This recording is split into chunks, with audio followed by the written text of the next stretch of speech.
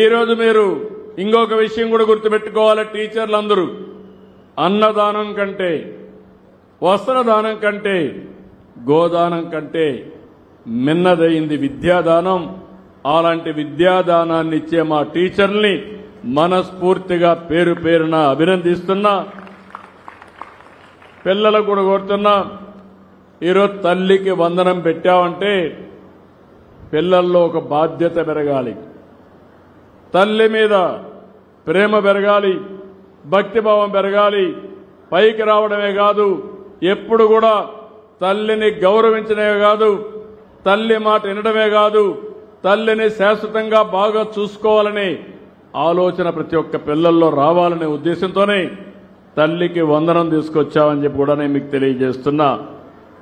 ఈరోజు కొన్ని విషయాలు మీరు గుర్తుపెట్టుకోవాలి.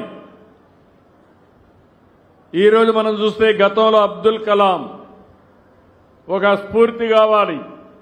ఇంటింటికి న్యూస్ పేపర్లు వేసి వచ్చిన డబ్బులతో చదువుకున్న వ్యక్తి అబ్దుల్ కలాం గారు. ఇంకో పక్క అంబేద్కర్ వీధి దీపాల కింద చదివి ఆయన రాజ్యాంగాన్ని రాసే స్ఫూర్తి వచ్చిందంటే అది ఆయన గొప్పతనం. ఒకరు మిసైల్ మ్యాన్ గా, ఇంకొకరు రాజ్యాంగ నిర్మాతగా తయారయ్యారంటే మనం అందరం గుర్తుపెట్టుకోవాల్సింది మన పిల్లల్లో చాలా శక్తి సామర్థ్యాలున్నాయి.